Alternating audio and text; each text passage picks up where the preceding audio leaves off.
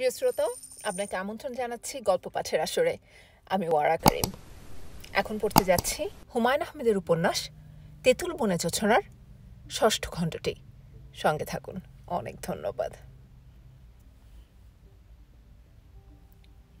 আনিসকে দেখে রোগী হাউমাউ করে উঠল। ডাক্তার সাহেব, আমারে বাঁচান, কাল সাপ দংশন করছে। রোগীর কান্না শুনে তার দুই স্ত্রী আরও উঁচু গলায় কান্না শুরু করল। এই দুজনের মধ্যে পাল্লাপাল্লির একটা ব্যাপার আছে। দুজনেই চেষ্টা করছে কে কার চেয়ে বেশি শব্দ করে কাঁদতে পারে। রোগী ওদের দিকে তাকিয়ে গম্ভীর ভঙ্গিতে বলল, চুপ। দুজনেই সঙ্গে সঙ্গে চুপ করে গেল। কোথায় কামড় দিয়েছে? বুড়ো আঙ্গুলের সিপাত। সাপটা দেখেছেন? আপসা আপসা দেখছি, কাল সর্প। দুই আঙুলের ফাঁকে গভীর ক্ষত। সাপ দাঁত ফুটিয়ে এমন গভীর ক্ষত কখনোই করবে না। পুরা পা নীল হয়ে ফুলে উঠেছে। এটা হয়েছে শক্ত করে দড়ি দিয়ে বাঁধার জন্যে। মাংস কেটে দড়ি ডেবে গেছে। পাও জ্বলিয়া যাইতেছে ডাক্তার সাহেব। কতক্ষণ আগে কামড়েছে? সন্ধ্যা রাইতে সবল দিছে। পিসাব করতে জঙ্গলাতে গেছিলাম, তখন ঘটনা ঘটছে। গত বৎসরও এই জঙ্গলাত সাপের সবলে মানুষ মরছে। এইবারে মরব আমি। পায়ে বাঁধন দিয়েছেন কখন? রাইতেই বান দিছি। খবর পাই আমার বড় বউয়ের বাপের বাড়ির থেকে আমার ছোট শ্যালক আসছে। হ্যাঁ, শক্ত বান দিছে। আনিস বলল, আপনাকে সাপে কামড়ায়নি, কাঁটার খোঁচা লেগেছে। পায়ের বাঁধন খুলে দিলে জ্বলুনি কমে যাবে। আমি নিজের চোখে সাপ দেখছি ডাক্তার সাহেব। আপনার হাতে টর্চ, হারিকেন এসব কিছু ছিল? জি না। তাহলে সাপটা দেখবেন কিভাবে? জঙ্গলে আলো কোথায়? কৃষ্ণপক্ষের রাত। রোগী চুপ করে গেল। আনিস তার পায়ের বাঁধন কেটে দিয়ে বলল, গরম চা 1 কাপ খান, খেয়ে বাড়ি চলে যান। রোগী গা ঝাড়া দিয়ে উঠে বসল। রোগীকে ঘিরে যারা দাঁড়িয়েছিল তারা খানিকটা হতাশ হল। সাপে কাটা রোগী গা ঝাড়া দিয়ে উঠে বসার মধ্যে কোনো নাটকীয়তা নেই। এই গল্প কাউকে করলে সে মজা পাবে না। সাপে কাটা রোগী মারা গেছে, কলার ভেলায় তাকে ভাসিয়ে দেওয়া হয়েছে, এই গল্প মজার। এই গল্প করতেও আনন্দ, শুনতেও আনন্দ। রোগী বিড়ি ধরিয়ে গম্ভীর ভঙ্গিতে টানছে। এক স্ত্রী পাখা দিয়ে তাকে বাতাস করছে। অন্য স্ত্রী স্বামীর কোনো সেবা করতে না পেরে মন খারাপ করে দাঁড়িয়ে আছে। রোগী আনিসের দিকে তাকিয়ে বলল, ডাক্তার সাহেব, আমি চইলা যাইতেছি। আমার নামটা একটু ইয়াদ রাখেন। আমার নাম হেকিম আলী, ঝিলকান্দার হেকিম আলী। আপনার যে কোনো প্রয়োজনে আমি জান দিয়া দিব। আপনি আমারে জীবন দিয়েছেন, এই জীবন আমি আপনারে দিয়া দিলাম। ঝিলকান্দার হেকিম আলী দেনা রাখে না। আনিস বলল, আমি জীবন দিব কি? আপনাকে তো সাপেই কামড়ায়নি। হেকিম আলী বিড়িতে লম্বা টান দিয়ে নিচু গলায় বলল, আমার যে সাপে কাটছে এইটা আমি জানি, আপনি জানেন না।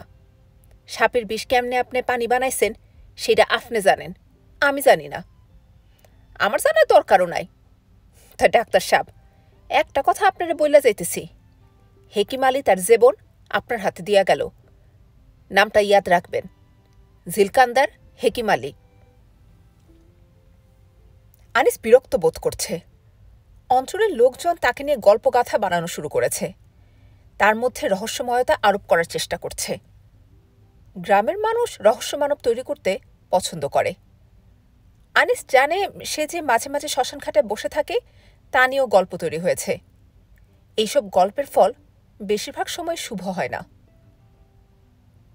আজিজ মিয়া সকাল থেকেই আনিসের ক্লিনিকে বসে আছে।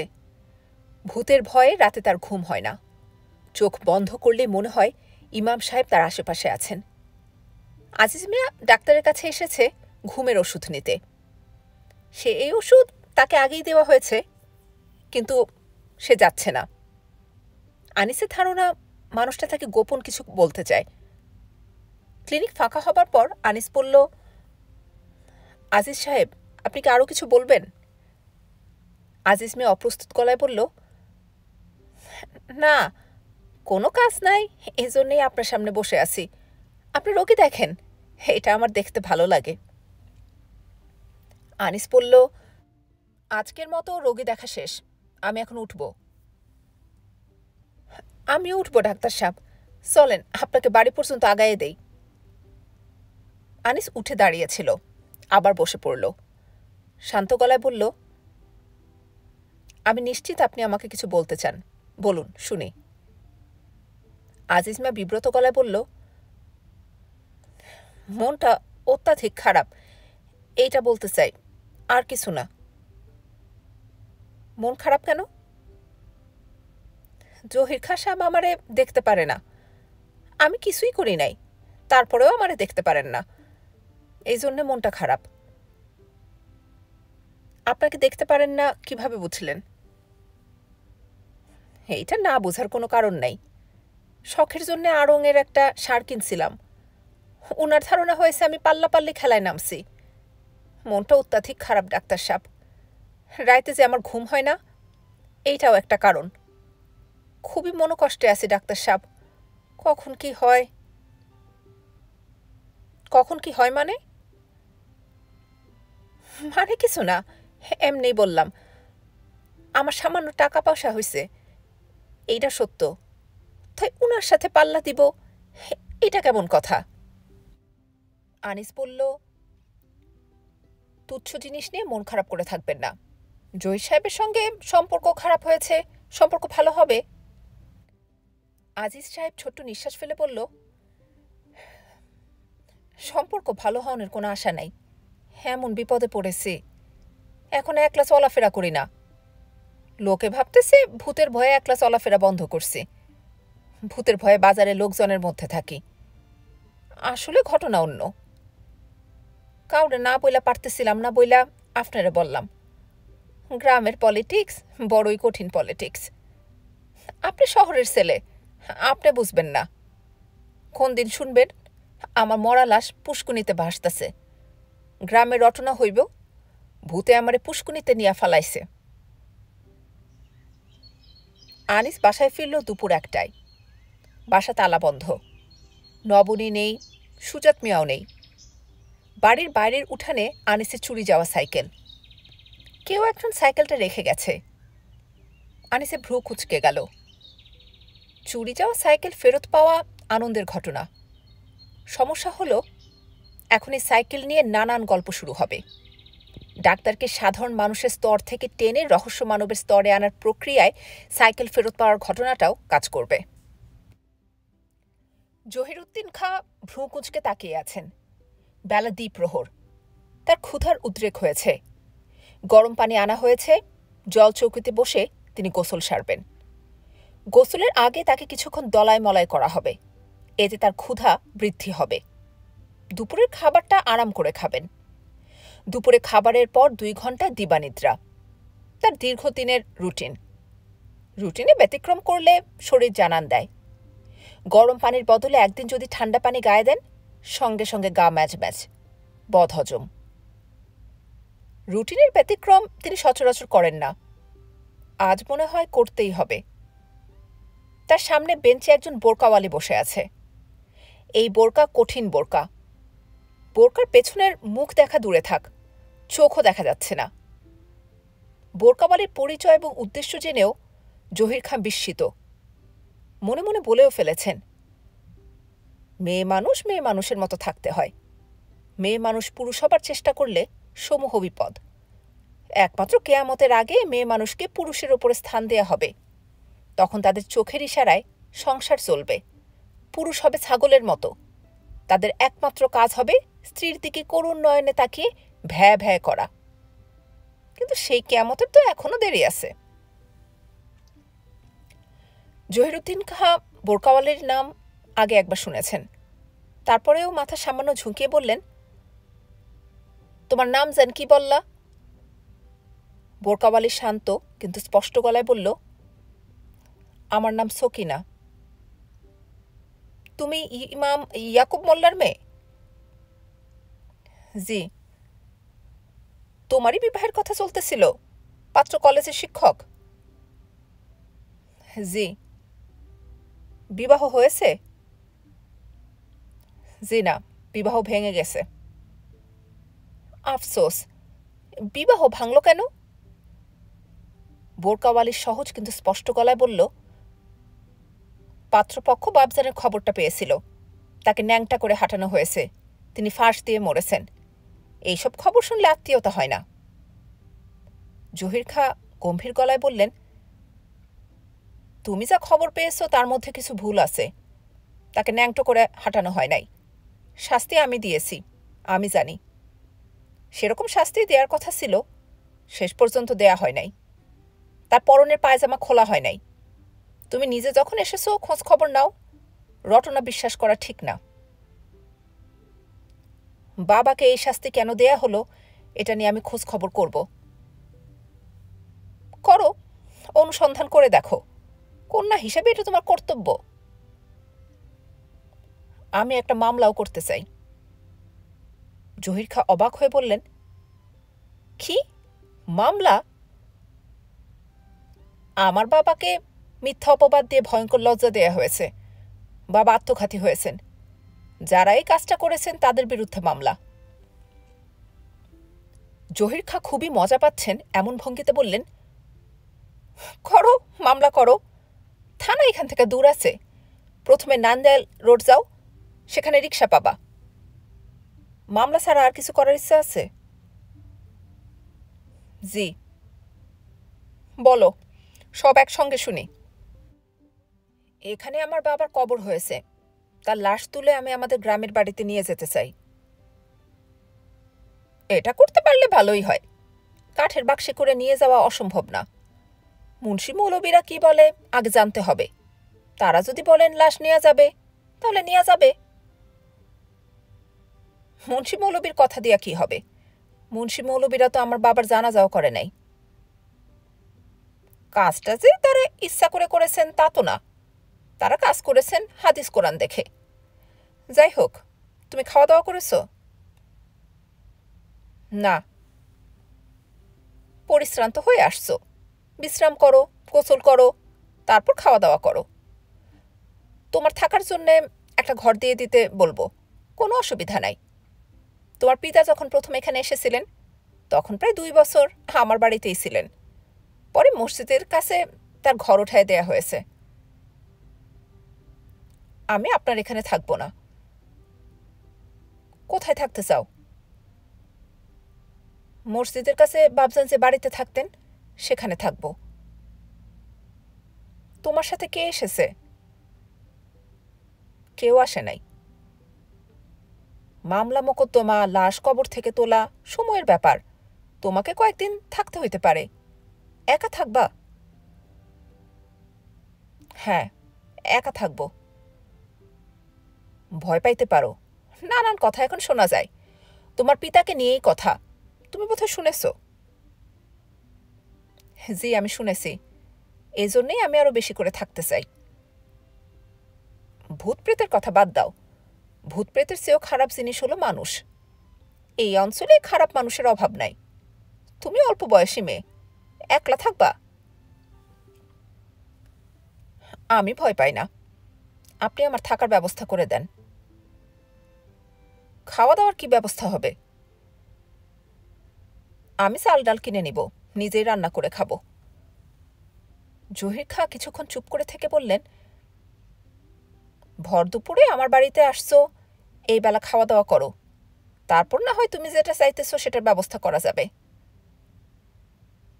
আমি আপনার ঘরে এখানে খাবো না। আমি গৃহস্থ মানুষ, দুপুরে গৃহস্থের বাড়িতে না খেলে অকল্যাণ হয়। আপনি কিছু মনে নেবেন না, আমি আপনার এখানে খাবো না। আচ্ছা আচ্ছা, ঠিক আছে। বোরকাওয়ালি উঠে দাঁড়ালো। জহির খা তাকিয়ে রইলেন। মেয়েটা লম্বা। তার বাবা ছোটখাটো মানুষ ছিলেন। মেয়ে বাবার মতো হয়নি। আবার ব্যবহারেও অমিল আছে। বাপ ছিল ম্যাদামারা, মেয়ে শক্ত ধরনের। মেয়ের জিদ আছে, তবে মেয়ে ছেলে জিদ থাকা খারাপ, পুরুষের জিদ ভালো। কথায় আছে, জিদের পুরুষ হয় বাদশা, জিদের মেয়ে হয় বেশ্যা। জহির খাঁ ভ্রু কুঞ্চিত অবস্থায় থাকল। তিনি চিন্তিত বোধ করছেন না, তবে তার ক্ষিধা নষ্ট হয়ে গেছে। তার গোসলের পানি ঠান্ডা হয়ে গিয়েছে, পানি আবার গরম করতে গেছে। কিছুক্ষণ অপেক্ষা করতে হবে। তার খাস লোক বৌদি মিয়া শরীরে তেল মাখাতে শুরু করেছে। রসুন দিয়ে জাল দিয়া খাঁটি সরিষার তেল। এর সঙ্গে চায়ের চামচে 2 চামচ মধু মেশানো আছে। এতে শরীরের বাহিরটা ঠান্ডা থাকে। গোসলের ঠিক পরে পরে আধ গ্লাস তোকমার শরবত খান। তোকমার শরবতটা শরীরের ভেতরটা ঠান্ডা রাখে। ভেতর বাহির 2 দিক ঠান্ডা রাখতে হয়। বৌদি মিয়া, যে মেয়েটার কথাবার্তা কেমন শুনলা? ভালো, তেজ আছে। তেজ কয় প্রকার জানো? যে না, তেজ 2 প্রকারের, মুখের তেজ আর কাজের তেজ। যাদের মুখের তেজ থাকে তাদের কাজের তেজ থাকে না, যাদের কাজের তেজ থাকে তাদের মুখে কোনো তেজ থাকে না। খুবই সত্য কথা। যে কুত্তা ঘেউ ঘেউ করে হে কুত্তায় কামড়ায় না। অতি সত্য কথা। জহির খাঁ অলস গলায় বললেন, দেখি এখন একটা শিল্লুক ধরো, ভাঙ্গাইতে পারো কিনা দেখি। গা দলায় মলায়ের সময় জহির খাঁ খুব হালকা মেজাজে থাকেন। বৌদিকে তখন শ্লোক ধরতে বলেন। জহির খাঁ শ্লোক ভাঙিয়ে অত্যন্ত আনন্দ পান। শ্লোক ভাঙানোর ব্যাপারে তার দক্ষতা আছে। বৌদি তাকে আটকাতে পারে না। বৌদি পিঠে তেল ডলতে ডলতে বলল, মাইয়া লোকের হাতে নাচে 700 মুখ কার আছে। জহির খাঁ চোখ বন্ধ করে বললেন, মেয়ে মানুষের হাতে নাচে 700 মুখ সালুনি। সালুনি সালে মেয়েরা, সালুনির হাজার হাজার ফুটা। হয়েছে? যে হয়েছে। কন দেখি, জলেতে জন্ম তার, জলে ঘর বাড়ি। ফকির নহে ওঝা নহে, মুখে আছে দাড়ি। জহির খাঁ বললেন, চিংড়ি মাছ। বৌদি আনন্দের সঙ্গে বলল, আপনারে আটকানি কঠিন, আইসে দেখে এটা পারেন কিনা। নৌকা নহে জলে চলে, শূন্যতেও চলে। দিনেতে দেখি না তারে, দেখিনি সকালে। কহেন কবি কালিদাস, এই শিল্লুক যে ভাঙতে পারে সে আমার দাস। জহির খাঁর মুখের হাসি বন্ধ হয়ে গেল, ভুরু কুঁচকে গেল। এই শ্লোকটা তিনি ভাঙাতে পারছেন না। তিনি গম্ভীর গলায় বললেন, এখন শরীরে পানি ঢালার ব্যবস্থা করো। বৌদি পানি ঢালতে শুরু করল। জহির খাঁ বিরক্ত মুখে বসে রইলেন। বৌদিকে জিজ্ঞেস করলেই সে বলবে, জিজ্ঞেস করতে ইচ্ছা করছে না, মেজাজ খারাপ হচ্ছে। কবি কালিদাসের দাস হবার অপমানটা গায়ে বিঁধছে। বৌদি, যে ডাক্তার সাহেব আর তার স্ত্রীরে আজ রাইতে আমার এখানে খানা খাইতে বলবা। যে আচ্ছা, নয়াপাড়া থেকে সগিরে খবর দিয়ে আনবা, জাদু দেখাইব। শহরের মেয়ে গেরাইম্মা জাদু তো দেখে নাই, দেখলে খুশি হইব। যে আচ্ছা, তোমার শ্লোকটা কি আরেকবার বলো দেখি। নৌকা নহে জলে চলে, শূন্যতেও চলে। দিনেতে দেখি না তারে, দেখিনি সকালে। জহির খাঁ চিন্তিত গলায় বললেন, জলেও চলে, শূন্যতেও চলে, বলো কি? বৌদি হাসি মুখে বলল, জিনিসটা হইল, জিনিস কি তোমার বলার প্রয়োজন নাই, আমি বাইর করতেছি।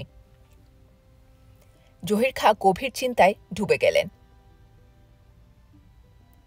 চৈত্র মাসের রোদে তালু ফাটে, কিন্তু এই রোদ তালু ভেদ করে মগজে ঢুকতে পারে না। আশ্বিন মাসের রোদ আবার অন্যরকম। এই রোদ তালু ভেদ করে মগজে ঢুকে যায়, মগজ ওলট পালট করে দেয়। ছাতা থাকা সত্ত্বেও নবনী আশ্বিন মাসের রোদ পুরোটা মাথায় নিয়েছে। রেল সড়ক থেকে ফেরার পথে মাথায় ছাতা দেয়নি। গায়ে রোদ লাগাতে তার নাকি ভালো লাগছে। সেই ভালো লাগা এখন উল্টো গীত গাইতে শুরু করেছে। বাড়িতে ফিরে নবনী বমি করল। আনিস অবাক হয়ে বলল, ব্যাপার কি? নবনী বলল, ব্যাপার বুঝতে পারছো না? বমি করছি, এই হলো ব্যাপার। তুমি ডাক্তার মানুষ, তুমি আমার আগে আর কাউকে বমি করতে দেখোনি? আনিস বলল, কি হয়েছে? শরীর যেন কেমন করছে। তোমাকে অস্থির হতে হবে না, লম্বা গোসল দেব, শরীর সেরে যাবে। আনিস বলল, দেখি তো জ্বর এসেছে কিনা। জ্বর দেখতে হবে না, তুমি দয়া করে সামনে থেকে যাও। কটকটা রঙের কি পাঞ্জাবি পরেছ, চোখে লাগছে। কোথায় গিয়েছিলে? রেল সড়ক দেখতে গিয়েছিলাম। বলো কি, অনেক দূর তো, হেঁটে গিয়েছ? নবনী বলল, না, হেঁটে যাব কেন, হেলিকপ্টার চার্টার করে গিয়েছি। তোমার তদন্ত যদি শেষ হয়ে থাকে আমার সামনে থেকে যাও। তোমার শার্টের দিকে যতবার তাকাচ্ছি ততবার শরীর ঝিমঝিম করে উঠছে। আনিস বলল, তোমার সামনে থেকে যেতে চাচ্ছি না, শার্টটা বরং বদলে আসি। নবনী ক্লান্ত গলায় বলল, যাও বদলে আসো, হালকা রঙের কিছু পরবে, সবচেয়ে ভালো হয় সাদা। নবনী 1 ঘন্টা সময় লাগে গোসল করল। গোসল শেষ করে বিছানায় পড়ে গেল। তার গায়ের তাপ 103-এর চেয়েও সামান্য বেশি। আনিস বলল, খুব খারাপ লাগছে? নবনী বলল, খুব খারাপ না, মোটামুটি খারাপ লাগছে। বমি ভাবটা কি গেছে না এখনো আছে? এখনো আছে। তাহলে কিছু খাবার দরকার নেই, শুয়ে থাকো, ওষুধ দিচ্ছি, কিছুক্ষণের মধ্যে জ্বর নেমে যাবে। নবনী বলল, ওষুধ দিয়ে এই জ্বর নামাতে পারবে না, এই জ্বর খুব বাড়বে, সারা রাত ছটফট করব, শেষ রাতে ঘুমিয়ে পড়ব, তখন জ্বর নেমে যাবে। কিভাবে বলছো? আমার আধ্যাত্মিক ক্ষমতা আছে, ইএসপি পাওয়ার, সেই ক্ষমতা থেকে বলছি। তোমার ক্ষমতার ব্যাপারটা মানলাম, তারপরে ওষুধ দিচ্ছি, খাও। নবনী তরল গলায় বলল, যে ওষুধে কাজ করবে না সেই ওষুধ খেয়ে লাভ কি, ওষুধ খাবো না। ছেলে মানুষই করো না তো। আমি ছেলে মানুষই করছি না, ওষুধ আমি খাবো না। আচ্ছা ঠিক আছে, ওষুধ খেতে হবে না, দেখি জ্বরটা আরেকবার দেখি। নবনী ছোট্ট নিঃশ্বাস ফেলে বলল, জ্বর আরও খানিকটা বেড়েছে, এখন আমার জ্বর 104। এটাও কি ইএসপি ক্ষমতা ব্যবহার করে বলছো? হ্যাঁ। জ্বর দেখতে পারবো না? না। পাশে তো বসে থাকতে পারি, নাকি সেটাও পারবো না? কটকটে রঙের শার্টটা বদলে সাদা পাঞ্জাবি পরেছি, এখন নিশ্চয় চোখে লাগছে না? নবনী বলল, খাটে না বসে চেয়ারটায় বসো। জ্বর যখন বেশি হয় তখন চোখে আপনা আপনি একটা জুম ইফেক্ট তৈরি হয়, সব কিছু চোখের কাছাকাছি চলে আসে। তুমি যদি খাটে বসো আমার কাছে মনে হবে তুমি চোখের ওপর বসে আছো। আনিস চেয়ারে বসল। সে চিন্তিত বোধ করছে। জ্বর যে বাড়ছে এটা বোঝা যাচ্ছে। রোগী ডিলেরিয়ামে চলে যাচ্ছে, তার লক্ষণ স্পষ্ট। চোখের তারা ডাইলেটেড হয়েছে, অর্থহীন কথাবার্তা বলা শুরু হয়েছে। নবনী আনিসের দিকে ফিরল, ক্লান্ত গলায় বলল, আমি চাচ্ছি জ্বরটা আরেকটু বাড়ুক। আনিস বলল, কেন? আমি খুব জরুরি কিছু কথা তোমাকে বলতে চাচ্ছি। ক্লাস বাদ দিয়ে তোমার কাছে এখানে এসেছি কথাগুলো বলার জন্যে। মুশকিল হচ্ছে কথাগুলো বলতে পারছি না, জ্বরের ঘোর তৈরি না হলে বলা যাবে না। চুপ করে শুয়ে থাকো, এখন কিছু বলতে হবে না। জ্বরের এই সুযোগটা আমার গ্রহণ করা উচিত। এই সুযোগ হাতছাড়া হয়ে গেলে আর কখনো হয়তো বলতে পারবো না। কথাগুলো কি খুবই জরুরি? হ্যাঁ, জরুরি, খুবই জরুরি। যদি খুব জরুরি হয় তাহলে জ্বর লাগবে না, তুমি এমনিতেই কথাগুলো বলবে, হয়তো একটু বেশি সময় নেবে। তাছাড়া জরুরি কথা খুব গুছিয়ে বলতে হয়, মাথায় জ্বর নিয়ে গুছিয়ে কথা বলতে পারবে না। আমি কি এলোমেলোভাবে কথা বলছি? না, তা বলছো না। তাহলে কথাগুলো আমি এখন বলবো। তার আগে এক গ্লাস ঠান্ডা পানি খাবো।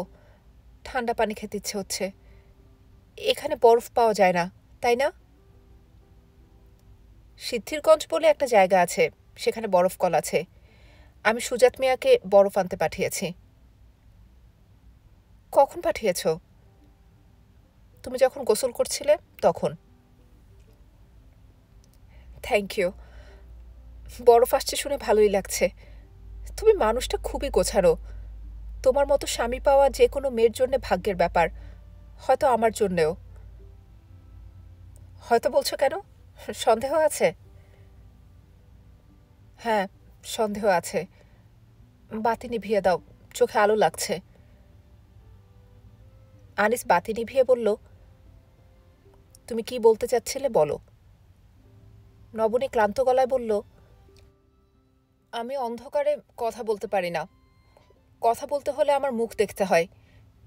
কাজেই আজ বাদ থাক। আনিস বলল, আচ্ছা বাদ থাক।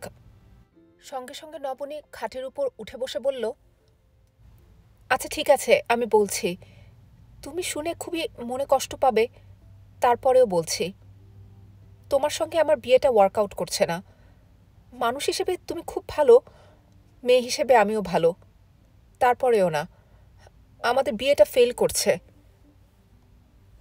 আনিস সহজ গলায় বলল, এখনো তো সময় আছে। নবনী বলল, সময় তো আছেই। জোড়াতালি দিয়ে আমরা হয়তো এগিয়ে যাব। আমি জোড়াতালি ব্যাপারটা পছন্দ করি না। আনিস বলল, তোমার শরীর ভালো না, জ্বর অনেক বেড়েছে। জটিল একটা বিষয় নিয়ে আলাপ করার মতো অবস্থা তোমার না। আমরা পরে আলাপ করব। নবনী বিছানায় শুয়ে পড়তে পড়তে বলল, আমার যা কথা বলার ছিল বলে ফেলেছি। আমার আর কিছু বলার নেই। জহির খাঁ খেতে বসেছে। তার একটু দূরে বসেছে সগির। খাওয়া দাওয়ার আয়োজন ভালো। গ্রামের দাওয়াতে পোলাও কোরমা থাকেই। তারপরে আছে রুই মাছ ভাজা। এক একটা টুকরা প্লেটে ধরে না, এত বড়। মাছের মাথাটা সগিরকে দেওয়া হয়েছে। সে কিছুক্ষণ পর পর তৃপ্তি নিয়ে মাছের মাথাটার দিকে তাকাচ্ছে। জহির খাঁ বললেন, পাক কেমন হয়েছে? সগিরের মুখ ভর্তি মাছ। সে অনেক কষ্টে বলল, বেহেশতি খানা হয়েছে চেয়ারম্যান সাহেব। দাওয়াতি মেহমান এই খানা খাইতে পারল না, এইটা একটা আফসোস। আফসোস করার কিছু নাই। আজ আসতে পারে নাই, আরেকদিন আসবো। সুবিধা অসুবিধা সবেরই আছে। শুনেছি ডাক্তার সাহেবের স্ত্রীরে জিনে ধরছে। সারাদিন আওলা চুলে জঙ্গলে জঙ্গলে ঘুরছে। সুযোগ বুঝা ধরছে জিনে। শোনা কথায় কান দিও না। কানের উপরে বিশ্বাস নাই। কান নিমক হারাম। অতি খাঁটি কথা বলেছেন চেয়ারম্যান সাহেব। তরকারিতে লবণ কি একটু কম হয়েছে? এক দানা লবণ কম হয় নাই, আবার এক দানা লবণ বেশিও হয় নাই। জবরদস্ত হয়েছে। খাও, আরাম কইরা খাও। মাথাটা ভাঙ্গা মুখে দাও। সগির আগ্রহের সঙ্গে মাথা ভাঙল। আনন্দে তার চোখে পানি এসে যাচ্ছে। সে অতি সাধারণ একজন। রেলে রেলে ম্যাজিক দেখায়। দড়ি কাটার ম্যাজিক, পয়সার ম্যাজিক, তাসের ম্যাজিক, সস্তার জিনিস। তারপরেও চেয়ারম্যান সাহেবের মতো মানি লোকের কাছে তার ডাক পড়ে। এটা ভাগ্য ছাড়া আর কি। তাকে অবহেলাও করা হচ্ছে না। উঠানে কলা পাতায় খাবার দেওয়া হচ্ছে না। চীনামাটির বাসনেই সে খাচ্ছে। চলে যাবার সময় চেয়ারম্যান সাহেব 10 টাকা বকশিসও তাকে দেবেন। মতি নান্দাইল রোড থেকে অনেক রাতে ফিরছে। তার হাতে হারিকেন। হারিকেনের সবচেয়ে বড় অসুবিধা হলো দূরের কিছু দেখা যায় না। গ্রামে পথ চলার জন্য হারিকেন কাজের কিছু না। অন্ধকারে পথ চলতে লাগে টর্চ। মতির টর্চের ভাগ্য খুব খারাপ। টর্চ কেনার 7 দিনের মাথায় সে হারাবেই। ডাক্তার সাহেবের সাইকেল বেচা টাকায় টর্চ কিনতে গিয়েও সে কেনেনি। কি হবে কিনে? 2 দিন পরে তো হারিয়েই যাবে। এখন মনে হচ্ছে টর্চ না কেনাটা খুবই বোকামি হয়েছে। গ্রামে নানান উপদ্রব শুরু হয়েছে। চোর ডাকাতের চেয়েও হাজার গুণে ভয়ঙ্কর কিছু ঘুরে বেড়াচ্ছে। এই সময় টর্চ ছাড়া গ্রামে আসাই ঠিক না। একটা টর্চ, একটা হারিকেন। টর্চ দরকার দূরের জিনিস দেখার জন্যে, হারিকেন দরকার জ্বলন্ত আগুনের জন্যে। নিশিরাতে মানুষের শরীর ধারণ করে যারা চলাফেরা করে তারা একটা জিনিসই ভয় পায়, সেই জিনিসের নাম আগুন। জুম্মাঘরের কাছাকাছি এসে মতি বিড়ি ধরালো। জিন ভূত বিড়ির আগুনকেও ভয় পায়। বাতাসের হঠাৎ ঝাপটায় হাতের হারিকেন নিভে যেতে পারে, বিড়ির আগুন নিববে না। সবচেয়ে ভালো ছিল আয়তুল কুরসির তাবিজ। গলায় একটা তাবিজ পরা থাকলে 10 হাতের ভেতর জিন ভূত খারাপ বাতাস কিছুই আসতে পারে না। এই তাবিজে বড় সমস্যা হলো তাবিজ গলায় নিয়ে নাপাক অবস্থায় থাকা যায় না, আজে বাজে জায়গায় যাওয়া যায় না। মতি থমকে দাঁড়ালো। ইমাম সাহেবের বাড়ির উঠানে কে যেন হাঁটাহাঁটি করছে। হারিকেনের আলো উঠান পর্যন্ত যাচ্ছে না, তারপরেও মতি নিশ্চিত একজন কেউ হাঁটাহাঁটি করছে। তার গায়ে কালো আচকান। মতির শরীর ঘেমে গেল। তার সমস্ত মন চাচ্ছে হারিকেন ফেলে উল্টো দিকে দৌড় দিতে, কিন্তু হাত পা জমে গেছে। সে বুঝতেই পারল না কখন তার হাত থেকে হারিকেন পড়ে গেছে। সে বিকৃত গলায় বলল, কে কে উঠানে কে? মতি অবাক হয়ে দেখল উঠানের মানুষটা তার দিকে এগিয়ে আসছে। সে আবারও ভাঙা গলায় বলল, কে কে? মানুষটা থমকে দাঁড়ালো। স্পষ্ট গলায় বলল, আপনি ভয় পাবেন না, আমি জিন ভূত না, আমার নাম সকিনা, আমি ইমাম সাহেবের মেয়ে। পায়ের কাছে পড়ে থাকা হারিকেন নিভে যায়নি, দপদপ করে জ্বলছে। প্রচুর ধোঁয়া বের হচ্ছে। মতি হারিকেন তুলে অবাক হয়ে তাকিয়ে রইল। কালো চাদর গায়ে জড়িয়ে যে মেয়েটা তার সামনে দাঁড়িয়ে আছে, এত রূপবতী মেয়ে সে তার জীবনে কখনো দেখেনি। বেহেশতের পরই এই মেয়ের কাছে কিছু না। বেহেশতের যে কোনো হুড়কে এই মেয়ে দাসী হিসাবে বিনা বেতনে তার কাছে রেখে দিতে পারে। রাত 1টা। আজিজ মিয়া ঘুমোচ্ছিল বাজারের ঘরে। ভয়ঙ্কর দুঃস্বপ্ন দেখে তার ঘুম ভাঙল। দুঃস্বপ্নটা এত স্পষ্ট যে মনে হচ্ছিল ঘটনাটা সত্যিই ঘটেছে। সে দেখল তার বাড়িতে একটা কফিন এসেছে। কফিন সে আগে কখনো দেখেনি, কিন্তু স্বপ্নে দেখা মাত্র সে কফিনটা চিনতে পারল। বুঝতে পারল এই বাক্স করে তার মৃত ছেলে এসেছে। অথচ এই ভয়ঙ্কর ব্যাপার নিয়ে কারো মনেই কোনো টেনশন নেই। আজিজ মিয়ার স্ত্রী হাফিজা যথারীতি জর্দা দিয়ে পান খাচ্ছে। পানের পিক ফেলে কাকে যেন বলল, আমার মাথায় তেল দিয়ে দে। কে একজন তার মাথায় তেল দিতে বসল। আজিজ মিয়া অবাক হয়ে দেখল সবাই তাদের কাজকর্ম নিয়ে ব্যস্ত। একজন আড়ঙের ষাঁড়কে ভুসি দিচ্ছে, আরেকজন ষাঁড়ের গোসলের ব্যবস্থা করছে। হাই স্কুলের হেডমাস্টার সাহেব চাঁদার খাতা নিয়ে এসেছেন। স্কুলে চাঁদা দিতে হবে। হেডমাস্টার সাহেবকে বিস্কিট দিয়ে চা দেয়া হয়েছে। তিনি চায়ে বিস্কিট ডুবিয়ে খাচ্ছেন। অথচ উঠানে কফিনটা পড়ে আছে। কেউ কফিন খোলার কথা বলছে না। আজিজ মিয়া নিজে কফিন খুলতে এগিয়ে গেল। সেখানে দেখা গেল ইমাম সাহেবকে। স্বপ্নের মধ্যে আজিজ মিয়া বুঝতে পারছে ইমাম সাহেব জীবিত না। তিনি তেঁতুল গাছে ফাঁস নিয়ে মারা গেছেন। আজিজ মিয়াকে দেখে ইমাম সাহেব বললেন, আপনি করেন কি? কফিন খুলতেছেন কেন? যেরকম আছে সেরকম থাকুক। স্বপ্নের মধ্যে আজিজ মিয়া রাগী গলায় বলল, আমার ছেলেকে আমি দেখব না? ইমাম সাহেব বললেন, না, দেখবেন না। দেখলে কষ্ট পাবেন। আপনার ছেলে ফাঁস নিয়ে মরেছে, লাশ বিকৃত হয়ে গেছে। এই লাশ কাউকে দেখানোর দরকার নাই। আসুন, সুপি সুপি কবর দিয়ে ফেলি। আজিজ মিয়া আর্তনাদ করে বলল, আমার ছেলের জানাজা হবে না? ইমাম সাহেব বললেন, না, আমার যেমন জানাজা হয় নাই আপনার ছেলেরও হবে না। ফাঁসের মরার জানাজা হয় না। আসুন, কেউ কিছু টের পাওয়ার আগে গর্ত খুঁড়ে কফিন মাটির নিচে ঢুকিয়ে ফেলি। তারপরে স্বপ্নের পট পরিবর্তন হলো। দেখা গেল মসজিদের পাশে তেঁতুল গাছের নিচে আজিজ মিয়া এবং ইমাম সাহেব কোদাল দিয়ে গর্ত করা শুরু করেছেন। শুধু তারা দুইজন, আশেপাশে কেউ নেই, কোনো শব্দ নেই, শুধু কোদাল দিয়ে মাটি কাটার ধূপ ধূপ শব্দ হচ্ছে। আজিজ মিয়ার ঘুম ভেঙে গেল। ঘুম ভাঙার পরও সে কোদালের ধূপ ধূপ শব্দ শুনতে পাচ্ছে। এই শব্দ যে তার হৃৎপিণ্ডের লাফানোর শব্দ তা বুঝতেও তার সময় লাগলো। বুকের মধ্যে শব্দ এত জোরে হচ্ছে, মনে হচ্ছে সত্যি সত্যি দূরে কোথাও কোদাল দিয়ে মাটি কাটা হচ্ছে। ধূপ ধূপ ধূপ ধূপ।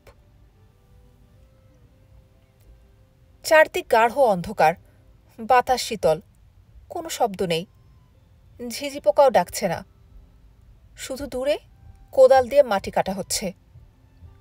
আজিজ মিয়া হঠাৎ দৌড়াতে শুরু করল। তার মনেই রইল না সে এখন একা চলাফেরা করে না।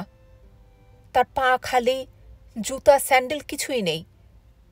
এখন তার একটাই চিন্তা, কত তাড়াতাড়ি বাড়ি পৌঁছানো যায়। সে দেখতে চায় তার বাড়ির উঠানে কোনো কফিন নেই। অন্ধকার কিছুটা ফিকে হয়েছে, নক্ষত্রের আলোয় সব কিছুই আবছাভাবে দেখা যাচ্ছে।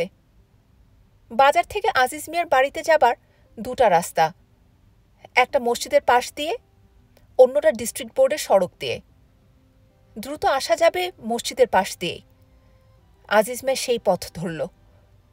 যদিও এই পথে এখন লোক চলাচল করে না, ভয় পায়। আজিজ মিয়া এখন যাবতীয় ভয়ের ঊর্ধ্বে। তাকে যে ভয় তাড়া করছে সে ভয়ের কাছে আর সব ভয় তুচ্ছ। মসজিদ পার হয়ে আজিজ মিয়া থমকে দাঁড়াল। সড়কের ঠিক মাঝখানে কে যেন বসে আছে। ইমাম সাহেব না?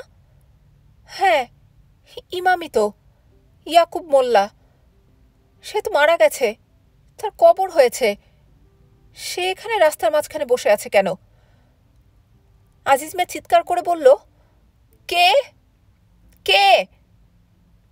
কিন্তু তার গলা দিয়ে কোনো স্বর বের হলো না। আজিজ মিয়া পেছন ফিরল। পেছনেও একজন দাঁড়িয়ে আছে। কে সে? নক্ষত্রের স্পষ্ট আলোয় কিছুই পরিষ্কার দেখা যায় না, কিন্তু পেছনে যে দাঁড়িয়ে আছে সেও যে ইমাম সাহেব তা বোঝা যাচ্ছে। পেছনের ইমাম সাহেবের হাতে লম্বা ছুরি। কোরবানির সময় ইমাম সাহেব এরকম একটা ছুরি নিয়েই গরু জবাই করতে বের হতেন। আজিজ মিয়ার শরীর কাঁপছে। মনে হচ্ছে রাস্তার মাঝখানে সে মাথা ঘুরে পড়ে যাবে। এটা করা যাবে না। চিৎকার করে লাভ নেই, গলা দিয়ে স্বর বেরোচ্ছে না। তাকে পালাতে হবে। কোন দিকে সে পালাবে? আজিজ মিয়া রাস্তা থেকে নামতে গিয়ে হুমড়ি খেয়ে পড়ল। উঠে দাঁড়িয়ে দৌড়াতে শুরু করল। ইমাম সাহেবও তার পেছনে পেছনে দৌড়াচ্ছে। একজন ইমাম না, দুজন। একজনের হাতে ছুরি, অন্যজনের হাতে কিছু নেই। আজিজ মিয়া জানত ঘটনা শেষ পর্যন্ত এরকম ঘটবে, কারণ সেই ইমাম সাহেবকে কানে ধরে স্কুলের মাঠে চক্কর দিয়েছে। এর শাস্তি ইমাম সাহেব তাকে দেবেনি। বুকে হাঁপ ধরে গেছে। আজিজ মিয়া ঠিকমতো দৌড়াতে পারছে না। আজিজ মিয়া দাঁড়িয়ে পড়ল। পেছনে ফিরে দেখল ইমাম সাহেবও দাঁড়িয়ে আছেন। একজন ইমাম না, তিনজন। শুধু একজনের হাতে ছুরি, অন্য দুজনের হাত খালি। আজিজ মিয়া আবার দৌড়াতে শুরু করল। সে কোন দিকে যাচ্ছে নিজেও জানে না। একবার মনে হলো সে একই জায়গায় ঘুরপাক খাচ্ছে, একবার মনে হলো সে আসলে দৌড়াচ্ছে না, বাতাসে উড়ছে। সামনে এটা কি? পুকুর না? আজিজ মিয়া ঝাঁপ দিয়ে পুকুরে পড়ল। পুকুরের পানি বরফের মতো ঠান্ডা, হাত পা জমে যাচ্ছে। আজিজ মিয়া খুব ভালো সাঁতার জানে, কিন্তু সে সাঁতার দিতে পারছে না। পানিতে তলিয়ে যেতে শুরু করেছে। পুকুর পাড়ে তিনজন ইমাম দাঁড়িয়ে আছে। পুকুরের পানিতে তাদের ছায়া পড়েছে। ছায়া পড়ার কথা না, নক্ষত্রের আলোয় কোনো কিছুরই ছায়া পড়ে না। আজিজ মিয়া ক্ষীণ স্বরে ডাকল, ও বকুলের মা, ও বকুলের মা। বকুল আজিজ মিয়ার ছেলের নাম। বকুলের মা জবাব দিল না। তখন আজিজ মিয়া ডাকতে শুরু করল তার মাকে, ও মাইজি, ও মাইজি। নবনীর জ্বর খুব বেড়েছে, তার চোখ রক্তবর্ণ, ঘন ঘন নিঃশ্বাস নিচ্ছে। আনিস নবনীর মাথায় পানি ঢালছে। দরজার ওপাশ থেকে ভীতু চোখে তাকিয়ে আছে সুজাত মিয়া। নবনীর এই অসুখের জন্যে সে নিজেকে দায়ী করছে।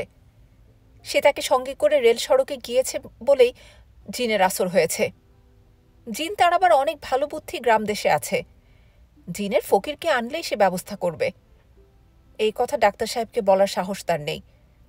সে জানে ডাক্তার সাহেবও কঠিন লোক। পীর ফকিরের যে ক্ষমতা আছে, এই লোকেরও সেই ক্ষমতা আছে। সাপের ওঝা সাপের বিষ নামাতে পারে। ডাক্তার সাহেব ওঝা না হয়েও সাপের বিষ নামায়। তার সাইকেল চুরি করেও চোর সুবিধা করতে পারে না। সাইকেল ফেরত দিয়ে যেতে হয়েছে। ডাক্তার সাহেব এক ধরনের সাধনাও করেন। শ্মশানঘাটে একা বসে থাকেন।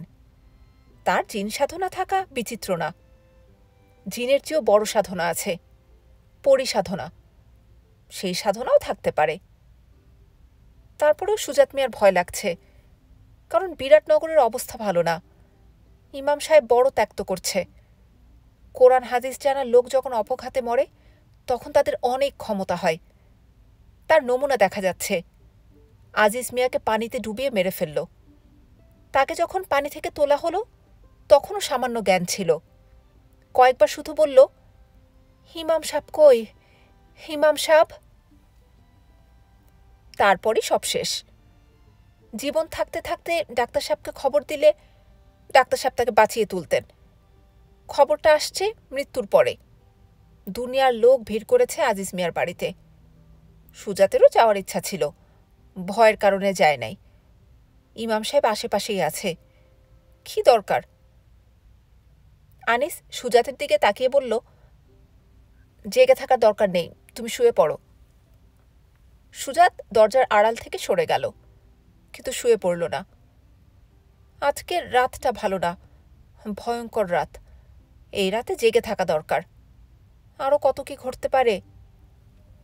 সুজাতের ধারণা চেয়ারম্যান সাহেবের বাড়িতেও কোনো একটা ঘটনা ঘটেছে, কারণ 1 ঘন্টার ওপর হয়েছে বদি এসে বসে আছে। ডাক্তার সাহেবকে নিয়ে যেতে হবে, চেয়ারম্যান সাহেব খবর পাঠিয়েছেন।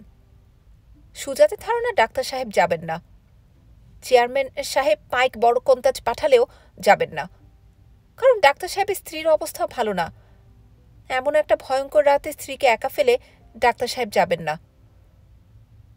নবনী ক্ষীণস্বরে বলল, একটু পানি খাওয়াও তো। আনিস গ্লাসে করে পানি দিল। নবনী পানিতে একটা চুমুক দিয়ে গ্লাস ফিরিয়ে দিল।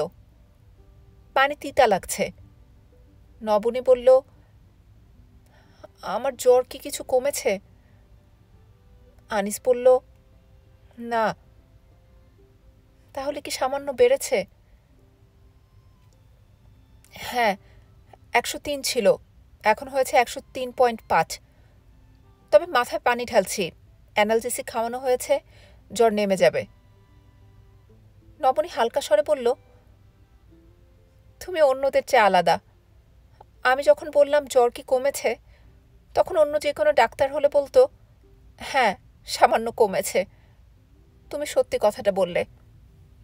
তবে আমার ধারণা মাঝে মাঝে মিথ্যা বলাটা অপরাধ না। কথা না বলে ঘুমবার চেষ্টা করো। আমার কথা বলতে ভালো লাগছে। তাহলে বলো। আমি স্বামী স্ত্রীর সম্পর্কের ব্যাপারটা নিয়ে খুব চিন্তিত। এত চিন্তিত হবার কি আছে? নবনী বলল, আমি ঘর পোড়া গরু তো, এই জন্যেই চিন্তিত। আমি আমার বাবা মাকে দেখেছি। আনিস বলল, তোমার কাছে শুনেছি তাদের সম্পর্ক ভালো ছিল। বাইরে বাইরে ছিল, ভেতরে ছিল না। তেলে জলে কখনো মিশ খায়নি। তুমি তো জানো না, আমার মা এক গাদা ঘুমের ওষুধ খেয়ে মারা যান। ঘটনাটা আমরা চাপা দিয়ে রেখেছি। প্রায় কেউই এই ঘটনা জানে না। জ্বরের ঘোরে তোমাকে বললাম। তোমার মা যখন মারা যান, তখন তোমার বয়স কত ছিল?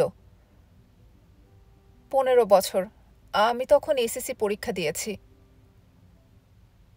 আমি যেমন দুঃস্বপ্ন দেখি, আমার মাও সেরকম দুঃস্বপ্ন দেখতেন। আনিস চুপ করে আছে। সে সামান্য চিন্তিত। জ্বর একেবারেই নামছে না। নবনী চাপা গলায় বলল, বাবা মাকে দেখে আমি কখনোই বুঝতে পারিনি তাদের সম্পর্কটা এতটা নষ্ট হয়েছে।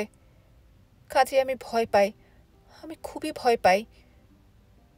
আনিস বলল, কিছু কিছু মানুষ আত্মহত্যার প্রবণতা নিয়ে জন্মায়। স্বামী ও স্ত্রীর ভেতর খুব সম্পর্ক ভালো হলেও তারপরে দেখা যায় এদের একজন এই কাণ্ডটা ঘটিয়ে ফেলে। এটা এক ধরনের অসুস্থতা। নবনী ছোট্ট করে নিঃশ্বাস ফেলে বলল, যে অসুস্থতা আমার মায়ের মধ্যে আছে সে অসুস্থ আমার মধ্যেও থাকতে পারে না? মার জিন কি আমার মধ্যে নেই? তোমাদের ডাক্তারি শাস্ত্র কি বলে? আনিস জবাব দিল না। নবনী বলল, তোমার এখানে এসে আমার সামান্য মন খারাপ হয়েছে। কেন জানো? না, জানি না। আমি দেখলাম আমি তোমাকে যেসব চিঠি লিখেছি তার সবই তুমি খুব যত্ন করে সাজিয়ে রেখেছ, অথচ তোমার চিঠিগুলো আমার কাছে নেই।